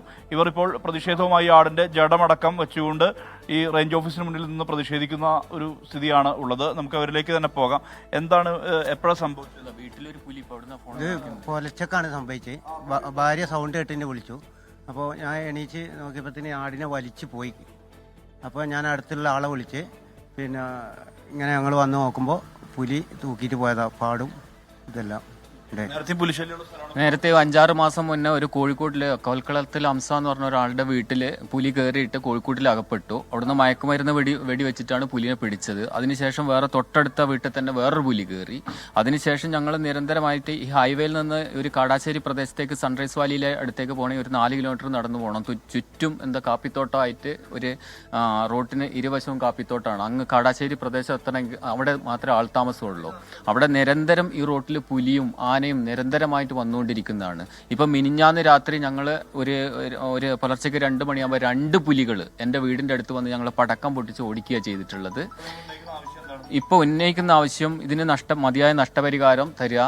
രണ്ടാമത് പുലി ഇറങ്ങിയിട്ടുള്ള പുലിനെ കൂട് വെച്ച് പിടിക്കുക. അത്രയേ ഉള്ളൂ ഞങ്ങൾ ആവശ്യം. ഇപ്പൊ ഒരു കോള് വന്നു. ഇപ്പൊ പുലി അവിടെ ഉണ്ട് എന്നാണ് പറയുന്നത്. ഇവന്റെ വീടിന്റെ തൊട്ട് താഴെയായിട്ട് ഇപ്പൊ പുലി ഉണ്ട് എന്നാണ് പറയുന്നത്. ഇപ്പൊ അവിടെ ചെറുക്കന്മാർ നോക്കിക്കൊണ്ടിരിക്കുകയാണ്. അവിടെ തെരഞ്ഞുകൊണ്ടിരിക്കുക. ഇങ്ങോട്ട് വരാൻ നിൽക്കുകയായിരുന്നു അവര്. ഉണ്ട്. ഇപ്പം എത്രയും പെട്ടെന്ന് കൂട് വെച്ച് പിടിക്കണം എന്നാണ് ഞങ്ങളുടെ ആവശ്യം. അതെ, ആ നടപടി ഉണ്ടാകണം എന്നുള്ളതാണ് ഇവർ ആഗ്രഹിക്കുന്നത്, ആവശ്യപ്പെടുന്നതും ആ കാര്യമാണ്. കാരണം ഇപ്പോഴും പുലിയുടെ സാന്നിധ്യം ഈ പരിസര പ്രദേശത്ത് ജാഫറിന്റെ വീടിന്റെ പരിസര പ്രദേശത്തായിട്ട് ഉണ്ട് എന്നുള്ളത് നാട്ടുകാർ തന്നെ പറയുന്നു. ഇവർക്ക് ഇപ്പോൾ ഫോണിൽ ഇപ്പം തന്നെ ഒരു സന്ദേശം വന്നതാണ്, ഒരു വിളി വന്നതാണ്. എന്തായാലും ആ പുലിയുടെ സാന്നിധ്യം മേഖലയിലുണ്ട്. സ്വാഭാവികമായും മറ്റു നടപടികൾ കൂട് വെച്ച് ഇതിനെ പിടികൂടണമെന്നുള്ള ആവശ്യമാണ് ഇവർ ഉന്നയിക്കുന്നത്. എന്തായാലും ആ നടപടിയിലേക്ക് വനംവകുപ്പ് കടക്കണമെന്ന ആവശ്യമാണ് ഇവർ ഉന്നയിക്കുന്നത്. നിലവിൽ ഇപ്പോൾ വനംവകുപ്പിന്റെ മുതിർന്ന ഉദ്യോഗസ്ഥരൊന്നും ഇവിടെ ഇല്ല. അത്തരത്തിലൊരു ചർച്ചയൊന്നും നടന്നിട്ടില്ല. ചർച്ചയൊന്നും നടന്നിട്ടില്ല. പറഞ്ഞിട്ടുള്ളൂ സാർ വന്നിട്ട് കാത്തിരിക്കുകയാണ്. ഇപ്പോൾ ഇവർ റേഞ്ച് ഓഫീസർക്ക് വേണ്ടി കാത്തു നിൽക്കുകയാണ്. അതിനുശേഷം തുടർ നടപടി ഉണ്ടാവും എന്നുള്ളതാണ് പ്രതീക്ഷിക്കുന്നത്. അദ്ദേഹം ഇവിടെ എത്തിയാൽ സ്വാഭാവികമായും ചർച്ച നടത്തുകയും പിന്നീട് കൂടുവെക്കുന്ന നടപടിയിലേക്ക് കടക്കുമെന്നുള്ളത് തന്നെയാണ് കരുതുന്നത്. ഇപ്പോഴും ആ പുലി അവിടെ ഇപ്പോഴും ആ കടാശ്ശേരി ഭാഗത്ത് ആടിനെ ആക്രമിച്ച പുലി അതവിടെ തുടരുന്നുണ്ട്. നാട്ടുകാർ ഈ സമയത്തും അതിനെ കണ്ടു എന്നാണ് പറയുന്നത്. ഒരു കൂട് സ്ഥാപിച്ച് അതിനെ പിടികൂടണം എന്ന ആവശ്യം അവർ മുന്നോട്ട് വയ്ക്കുന്നുണ്ട്. വനംവകുപ്പ് ഉദ്യോഗസ്ഥർ എത്തിയാൽ ചർച്ചകൾ നടക്കും. സുർജിത്ത് അയ്യപ്പത്താണ് വിവരങ്ങൾ നൽകിയത്. എറണാകുളം പറവൂരിൽ 27 ബംഗ്ലാദേശ് സ്വദേശികൾ പിടിയിലായി. ഭീകരവാദ വിരുദ്ധ സ്ക്വാഡും എറണാകുളം റൂറൽ പോലീസും ചേർന്നാണ് പരിശോധന നടത്തിയത്. വ്യാജരേഖകൾ ഉപയോഗിച്ചാണ് ഇവർ കേരളത്തിൽ താമസിച്ചത്. ഓപ്പറേഷൻ ക്ലീനിന്റെ ഭാഗമായായിരുന്നു പരിശോധന. മുനമ്പത്തെ ലേബർ ക്യാമ്പിൽ 1 വർഷത്തിലേറെ താമസിച്ചിരുന്ന ബംഗ്ലാദേശികളാണ് പിടിയിലായത്. ഇവരുടെ പക്കൽ നിന്ന് കണ്ടെത്തിയ ആധാർ കാർഡുകൾ വ്യാജം. എറണാകുളം റൂറൽ പോലീസിന്റെയും ഭീകരവിരുദ്ധ സ്ക്വാഡിന്റെയും നേതൃത്വത്തിലായിരുന്നു അറസ്റ്റ്. വിശദമായ ചോദ്യം ചെയ്തിട്ട് നമുക്ക് മനസ്സിലായത് എല്ലാ ബാംഗ്ലാദേശിയാണോ. ഏകദേശം 27 ആൾക്കാർ ബാംഗ്ലാദേശിയാണ്. അവരുടെ കയ്യിൽ നിന്ന് ഓൾറെഡി നമുക്ക് എല്ലാ കടലാസ് കിട്ടിയിട്ടുണ്ട്. 2 പേർക്ക് ബാംഗ്ലാദേശുള്ള പാസ്പോർട്ട് ഉണ്ട്. പിന്നെ ബാക്കി എല്ലാവർക്കും ബർത്ത് സർട്ടിഫിക്കറ്റ്സ്, പിന്നെ അവിടെ ബാംഗ്ലാദേശുള്ള ID കാർഡ് ഉണ്ട്. സോ ഇത് ബാക്കി എല്ലാ കാര്യങ്ങൾ ഇൻവെസ്റ്റിഗേഷൻ നടത്തുന്നുണ്ട്. വ്യാജരേഖകൾ നിർമ്മിച്ചു നൽകുന്ന കേന്ദ്രങ്ങൾ കേന്ദ്രീകരിച്ചും അന്വേഷണം നടത്തും. ഫോറിൻ ആക്ട് പ്രകാരം പ്രതികളെ റിമാൻഡ് ചെയ്യും. തിരിച്ചയക്കാനുള്ള നടപടികൾ സ്വീകരിക്കുമെന്നും റൂറൽ പോലീസ് മേധാവി വൈഭവ് സക്സേന പറഞ്ഞു. വരും ദിവസങ്ങളിലും ജില്ലയിൽ പരിശോധന തുടരും. വിഷ്ണു സുരേഷ്, 24 കൊച്ചി. കാരണവർ വധക്കേസ് പ്രതി ഷെറിനെ മോചിപ്പിക്കാനുള്ള മന്ത്രിസഭാ തീരുമാനം സർക്കാർ പിൻവലിക്കണമെന്ന് കോൺഗ്രസ് നേതാവ് രമേശ് ചെന്നിത്തല. കൊലപാതക കേസിലെ പ്രതിയെ വെറുതെ വിടാൻ എന്തിന്റെ അടിസ്ഥാനത്തിലാണ് സർക്കാർ ആവശ്യപ്പെടുന്നതെന്ന് രമേശ് ചെന്നിത്തല ചോദിച്ചു. കാരണവരെ കൊന്ന സംഭവത്തിൽ അദ്ദേഹത്തിൻ്റെ മരുമകളെയാണ് പോലീസ് അറസ്റ്റ് ചെയ്ത് കേസ് നടത്തി 3 ജീവപര്യന്തം നൽകിയത്. ആ 3 ജീവപര്യന്തം നൽകിയ കേസിലെ പ്രതിയെ വെറുതെ വിടാൻ വേണ്ടി ക്യാബിനറ്റ് തീരുമാനിച്ച് ഗവർണർക്ക് അയച്ചു എന്നുള്ളത് വളരെ ഗൗരവമായ വാർത്തയാണ്. ഒരിക്കലും അത് ഗവർണർ ഒപ്പിടാൻ പാടില്ല, അംഗീകരിക്കാനും പാടില്ല. ഒരു കൊലപാതക കേസിലെ പ്രതിയെ വെറുതെ വിടാൻ എന്തടിസ്ഥാനത്തിലാണ് സംസ്ഥാന ഗവൺമെൻറ് ശുപാർശ ചെയ്യുന്നത്, ക്യാബിനറ്റ് ശുപാർശ ചെയ്യുന്നത്? കേട്ടുകേഴ്വിയില്ലാത്ത കാര്യമല്ലേ. പോത്തുണ്ടി ഇരട്ടക്കൊലപാതക കേസിലെ പ്രതി ചെന്താമരയ്ക്കായി അന്വേഷണ സംഘം തിങ്കളാഴ്ച കോടതിയിൽ കസ്റ്റഡി അപേക്ഷ നൽകും. ബുധനാഴ്ച പ്രതിയെ തെളിവെടുപ്പിനെത്തിക്കാനാണ് പോലീസിന്റെ നീക്കം. കൊല്ലപ്പെട്ട സുധാകരന്റെ പെൺമക്കളെ മുൻ പ്രതിപക്ഷ നേതാവ് രമേശ് ചെന്നിത്തല സന്ദർശിച്ചു. ആലത്തൂർ സബ് ജയിലിൽ പ്രവേശിപ്പിച്ച് 24 മണിക്കൂർ തികയും മുൻപാണ് ജയിൽ അധികൃതർ സുരക്ഷാ പ്രശ്നം മുൻനിർത്തി ചെന്താമരയെ ജയിൽ മാറ്റണമെന്നാവശ്യപ്പെട്ടത്. കോടതി ഉത്തരവിന് പിന്നാലെ വിയ്യൂരിലെ അതീവ സുരക്ഷാ ജയിലിലേക്ക് പ്രതിയെ മാറ്റി. സഹ തടവുകാർക്കും ചെന്താമരയുടെ സാന്നിധ്യത്തിൽ ആശങ്കയുണ്ടായിരുന്നു. കൊലപാതക രീതി പ്രതിയെ കൊണ്ട് പുനരാവിഷ്കരിച്ചുള്ള തെളിവെടുപ്പാണ് പോലീസ് ഉദ്ദേശിക്കുന്നത്. കൊല്ലപ്പെട്ട സുധാകരന്റെ മൂത്ത മകൾ അതുല്യയ്ക്ക് ജില്ലാ ആശുപത്രിയിൽ ജോലി നൽകണമെന്ന് മന്ത്രി വീണ ജോർജിനെ വിളിച്ച് ആവശ്യപ്പെട്ടതായി രമേശ് ചെന്നിത്തല പറഞ്ഞു. ചെന്താമര അറസ്റ്റിലായപ്പോൾ പ്രതിഷേധിച്ചവർക്കെതിരെ കേസെടുത്തത് അസംബന്ധമെന്നും കേസ് റദ്ദാക്കാൻ DGPയോട് ആവശ്യപ്പെടുമെന്നും രമേശ് ചെന്നിത്തല. 2 കുഞ്ഞുങ്ങളെ അനാഥരാക്കി ഒരു കൊലപാതകി 3 പേരെ ആ വീട്ടിലുള്ളവരെ കൊന്നു. സ്വാഭാവികമായിട്ടും ജനങ്ങൾ പ്രതിഷേധിക്കില്ലേ? ഇത്രയെല്ലാം ഉണ്ടായോ അവിടെ? ഇതിൽ കൂടുതൽ സംഭവം ഉണ്ടായനേമല്ലോ. വീണ്ടും അവരുടെ പേര് കേസെടുക്കുക. വീണ്ടും 3 ആളിനെ കൊല്ലാൻ വേണ്ടി പരിപാടി ഇട്ട് നടക്കുന്ന ഒരുത്തനാണ്. അപ്പോൾ സ്വാഭാവികമല്ലേ ജനങ്ങൾ പ്രതിഷേധിക്കുന്നത്.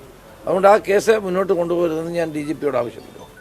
പ്രതി ചെന്താമരയുടെ രഹസ്യമൊഴി ഇന്നോ നാളെയോ ജയിലിലെത്തി അന്വേഷണ സംഘം രേഖപ്പെടുത്തും. പ്രതി മൊഴികളിൽ ഉറച്ചു നിൽക്കില്ലെന്ന നിഗമനത്തിന്റെ പശ്ചാത്തലത്തിലാണ് തീരുമാനം.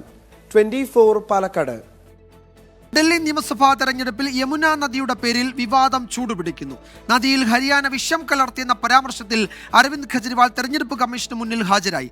ഡൽഹിയിലെ ക്രമസമാധാനം BJP തകർത്തെന്ന് ആം ആദ്മി പാർട്ടി നേതാവും മുൻ ഉപമുഖ്യമന്ത്രിയുമായ മനീഷ് സിസോദിയ 24നോട് പറഞ്ഞു.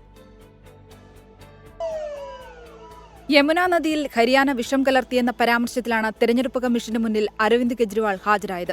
ഡൽഹിയിലെ ജനങ്ങൾക്കിടയിൽ ഗുരുതര പ്രശ്നമുണ്ടാക്കാൻ ശ്രമിച്ച ഹരിയാന മുഖ്യമന്ത്രിക്കെതിരെ കേസ് രജിസ്റ്റർ ചെയ്യണമെന്ന് അരവിന്ദ് കെജ്രിവാൾ. ആം ആദ്മി പാർട്ടിയുടെ പരാതിയിന്മേൽ തെരഞ്ഞെടുപ്പ് കമ്മീഷൻ കാണിക്കുന്ന അലംഭാവം ഞെട്ടിപ്പിക്കുന്നതെന്നും കെജ്രിവാൾ. हमारे संघर्ष की वजह से ये पानी नीचे आया, एमोनिया का लेवल नीचे आया, ये साफ जाहिर करता है कि साजिशन ये पानी भारतीय जनता पार्टी के हरियाणा सरकार द्वारा दिल्ली के अंदर त्राही करने के लिए भेजा गया था. ആരോപണങ്ങൾക്ക് പിന്നാലെ യമുനയിലെ അമോണിയയുടെ സാന്നിധ്യം കുറഞ്ഞുവെന്നും കെജ്രിവാൾ. BJP അധികാരത്തിലെത്തിയാൽ ഡൽഹിയിൽ ലഭിക്കുന്ന മികച്ച വിദ്യാഭ്യാസവും സൗജന്യ വൈദ്യുതിയും നിർത്തലാക്കുമെന്ന് जंगपुरा സ്ഥാനാർത്ഥി മനീഷ് സിസോദിയ 24നോട്. अब वो कह रहे हैं कि हम एजुकेशन का भी कबाड़ा करना चाहते हैं, हम फ्री बिजली बंद करना चाहते हैं, हम 24 घंटे बिजली बंद करना चाहते हैं, हम फ्री हॉस्पिटल फ्री एजुकेशन बंद करना चाहते हैं. तो बीजेपी तो सब बर्बाद करना चाहती है. യമുന നദിയിൽ ഹരിയാന വിഷം കലർത്തിയെന്നത് ആം ആദ്മി പാർട്ടിയുടെ വൃത്തികെട്ട രാഷ്ട്രീയമെന്നാണ് BJPയുടെ പ്രചാരണം. 24 ഡൽഹി. ഉത്തർപ്രദേശ് പ്രയാഗ്രാജിലെ മഹാകുംഭമേളയിൽ സുരക്ഷാ ക്രമീകരണങ്ങൾ ശക്തമാക്കി UP സർക്കാർ. തിക്കിലും തിരക്കിലും പെട്ട് 30 പേർ മരിക്കുകയും നിരവധി പേർക്ക് പരിക്കേൽക്കുകയും ചെയ്ത സാഹചര്യത്തിലാണ് നടപടി. പ്രദേശത്ത് വാഹനങ്ങൾ കർശനമായി നിരോധിച്ചു.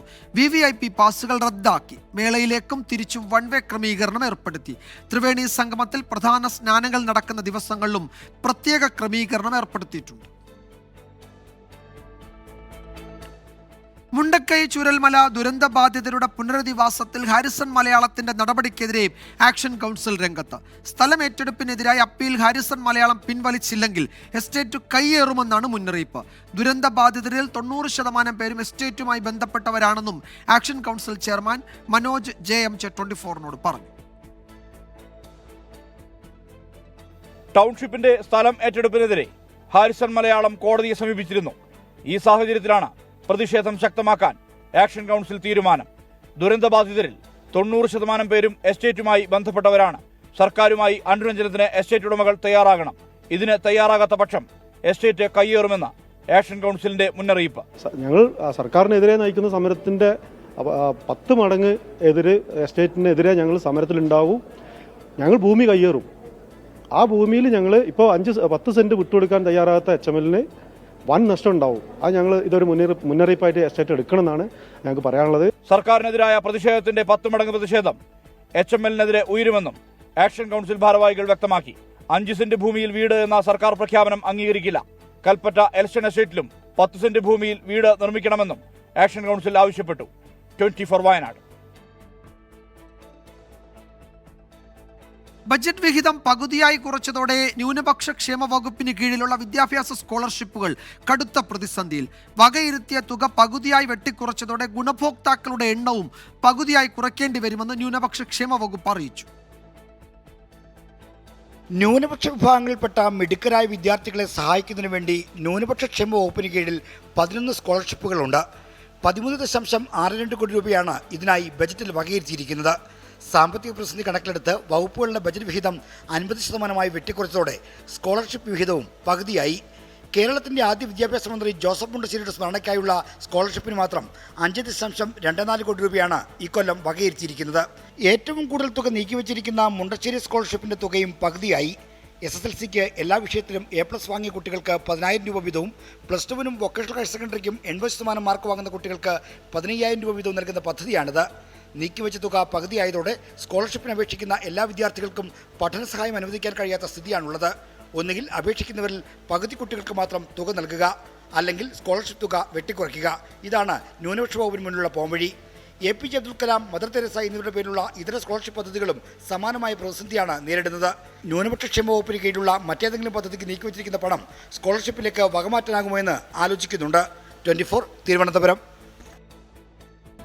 അന്തരിച്ച പ്രമുഖ ഹൃദയ ശസ്ത്രക്രിയാ വിദഗ്ധൻ ഡോക്ടർ KM ചെറിയാന് അന്തിമോപചാരം അർപ്പിച്ച് ചെന്നൈ.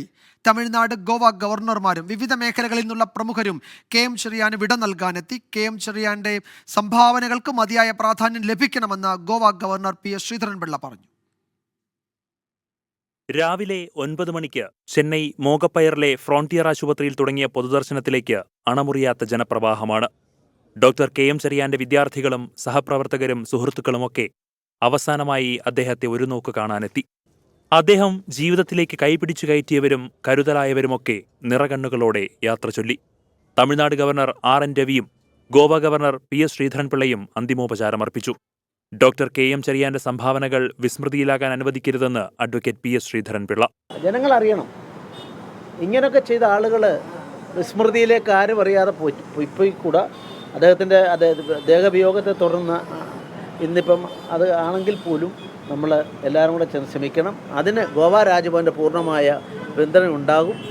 ഗായിക സുജാത ഉൾപ്പെടെ വിവിധ മേഖലകളിലുള്ളവർ KM ചെറിയാനെ അനുസ്മരിച്ചു.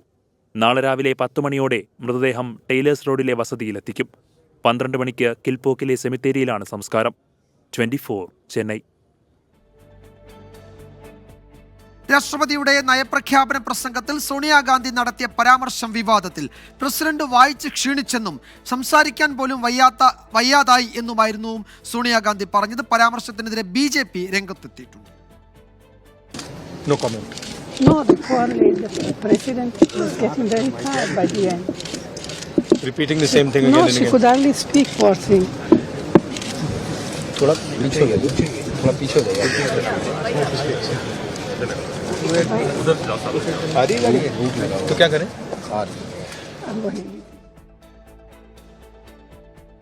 വിനീത VG വിവരങ്ങൾ നൽകും ഡൽഹിയിൽ നിന്ന്. വിനീത, ഈ പുറത്ത് മാധ്യമങ്ങളെ കണ്ടപ്പോഴാണോ സോണിയാഗാന്ധി പ്രസിഡന്റ് വായിച്ചു ക്ഷീണിച്ചു, സംസാരിക്കാൻ പോലും വയ്യാത്ത അവസ്ഥയിലെത്തി എന്ന് പറഞ്ഞത്? അത് മാധ്യമങ്ങളോട് പറഞ്ഞതാണോ അതോ കോൺഗ്രസ് പ്രവർത്തകർ രാഹുൽ ഗാന്ധി, പ്രിയങ്ക ഗാന്ധി ഒക്കെ കാണാം, അവർക്കിടയിൽ നടത്തിയ ഒരു സംസാരമായിരുന്നോ? എന്താണ് അവിടെ സംഭവിച്ചത്?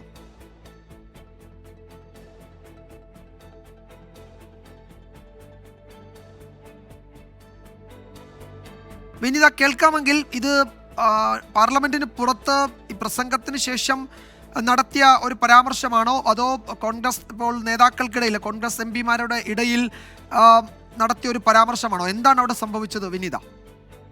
വിജയകുമാർ, ഈ നടപടിക്രമങ്ങളെല്ലാം പൂർത്തിയാക്കി പുറത്തേക്ക് ഇറങ്ങുന്നതിനിടയിൽ മാധ്യമപ്രവർത്തകരോട് സംസാരിക്കുന്ന വേളയിലാണ് അവർ ഇത്തരം ഒരു പരാമർശം നടത്തിയിട്ടുണ്ടായിരുന്നത്. അതിലൊരു പരിഹാസപൂർണ്ണം തന്നെയായിരുന്നു സോണിയാഗാന്ധിയുടെ ഒരു പ്രതികരണം വന്നിട്ടുണ്ടായിരുന്നത്. പാവം സ്ത്രീ വായിച്ചു തീർന്നപ്പോഴേക്കും അവർ തളർന്നു എന്നാണ് പറഞ്ഞിട്ടുണ്ടായിരുന്നത്. പ്രസംഗത്തിൽ പതിവ് പോലെ തന്നെ വ്യാജ ഉറപ്പുകൾ മാത്രമാണെന്നും സോണിയാഗാന്ധി പറഞ്ഞിട്ടുണ്ട്. പ്രതിപക്ഷം ഒന്നാകെ ഇത്തരത്തിലേക്കുള്ള ചില ആരോപണങ്ങളുമായി ഇപ്പോൾ രംഗത്തെത്തിയിരിക്കുകയാണ്. ഏറ്റവും പ്രധാനമായും പറയുന്നത് ഈ സാധാരണ നിലയിലുള്ള ആളുകൾക്കോ അല്ലെങ്കിൽ രാജ്യത്തിന്റെ മറ്റു പുരോഗതിയുമായി ബന്ധപ്പെട്ടോ ഈ സാമ്പത്തിക ബുദ്ധിമുട്ടുകൾ നേരിടുന്ന വിഭാഗത്തിനോ ഒക്കെ അത്തരത്തിലേക്കുള്ള പരിഗണനകളോ അതുമായി ബന്ധപ്പെട്ടുകൊണ്ടുള്ള കാര്യങ്ങളോ ഒന്നും തന്നെ ആ പ്രസംഗത്തിൽ ഉണ്ടായിരുന്നില്ല എന്നാണ് പ്രതിപക്ഷം ഇതിനോടകം തന്നെ ആരോപിച്ചിട്ടുണ്ടായിരുന്നത്. ഈ സർക്കാർ ഇതുവരെ കൊണ്ടുവന്നിട്ടുള്ള പദ്ധതികൾ അതിന് ഒരു ഊന്നൽ നൽകിക്കൊണ്ട് ഒരു ചായം പൂശുന്ന നയം മാത്രമാണ് ഈ പ്രസംഗത്തിൽ ഉണ്ടായിരുന്നതെന്നാണ് അല്പസമയം മുൻപ് പ്രതിപക്ഷ MPമാർ നമ്മളുമായി സംസാരിച്ചപ്പോഴും പറഞ്ഞിട്ടുണ്ടായിരുന്നത്. ഇതിനിടയിലാണ് ഇത്തരത്തിലേക്കുള്ള ഒരു പ്രതികരണം സോണിയാഗാന്ധിയുടെ ഭാഗത്ത് ഉണ്ടായിരിക്കുന്നത്. അതിൽ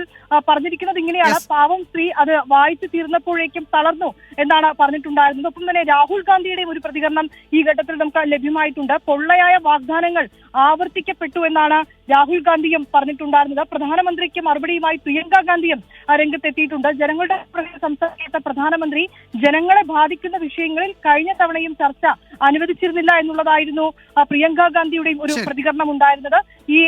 ശരി വിനീത, എന്തായാലും ഈ വിഷയത്തിൽ രാഷ്ട്രപതിയുടെ നയപ്രഖ്യാപനത്തിന് പിന്നാലെ ആ പ്രസംഗത്തെ ചൊല്ലിയുള്ള ചർച്ചകൾ, പരാമർശങ്ങളൊക്കെ ഉണ്ടാകുന്നുണ്ട്. അതിനിടെയാണ് പ്രസിഡന്റ് പ്രസംഗം വായിച്ചു ക്ഷീണിച്ചു എന്ന പരാമർശവുമായി സോണിയാഗാന്ധി രംഗത്തെത്തിയത്. അതിനെതിരെ BJP MPമാർ പ്രതികരിക്കുകയും ചെയ്തു. 24 കണക്റ്റും K ചിറ്റിലപ്പള്ളി ഫൗണ്ടേഷനും ചേർന്ന് നിർമ്മിക്കുന്ന 100 വീടുകളുടെ തറക്കല്ലിടൽ ചടങ്ങുകൾ പുരോഗമിക്കുകയാണ്. പദ്ധതിയിൽ കോട്ടയം ജില്ലയിൽ നിർമ്മിക്കുന്ന 6ാമത്തെ വീടിന്റെ നിർമ്മാണം ആരംഭിച്ചു. വൈക്കം മറവന്തുരുത്ത് സ്വദേശി ഹരികുമാറിനാണ് സ്വപ്നഭവനം ഒരുങ്ങുന്നത്. ഏതു നിമിഷവും നിലം പൊത്താവുന്ന വീട്ടിൽ താമസിക്കുകയായിരുന്നു ഹരികുമാറും ഭാര്യ ഉഷയും മക്കളും. ഒരു വീടെന്നത് ഇവരുടെ വലിയ സ്വപ്നമായിരുന്നു. ജീവിതം മെച്ചപ്പെടുത്താനുള്ള ഓട്ടത്തിനിടയിൽ കാറ്ററിംഗ് തൊഴിലാളിയായ ഹരികുമാറിന് അസുഖങ്ങളും പിടിപെട്ടു. ഇതോടെ വീടെന്ന സ്വപ്നം പാതി മറഞ്ഞു.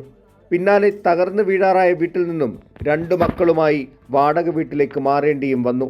ഈ ദുരവസ്ഥയിൽ നിൽക്കുമ്പോഴാണ് 24 കണക്റ്റും ചിറ്റിലപ്പള്ളി ഫൗണ്ടേഷനും കൈത്താങ്ങാവുന്നത്.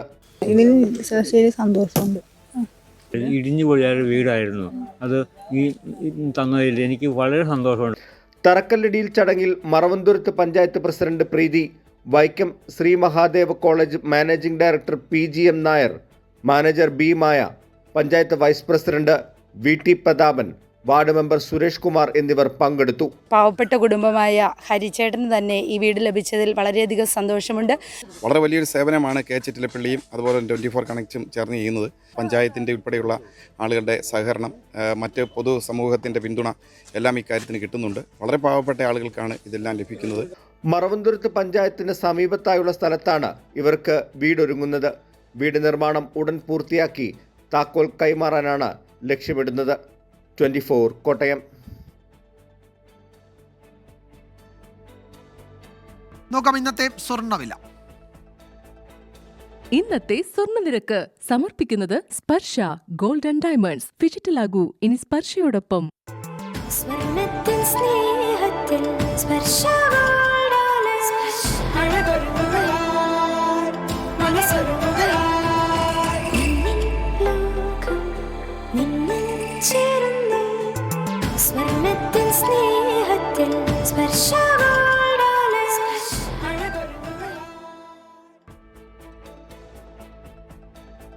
വാർത്താമഴ അവസാനിക്കുന്നു.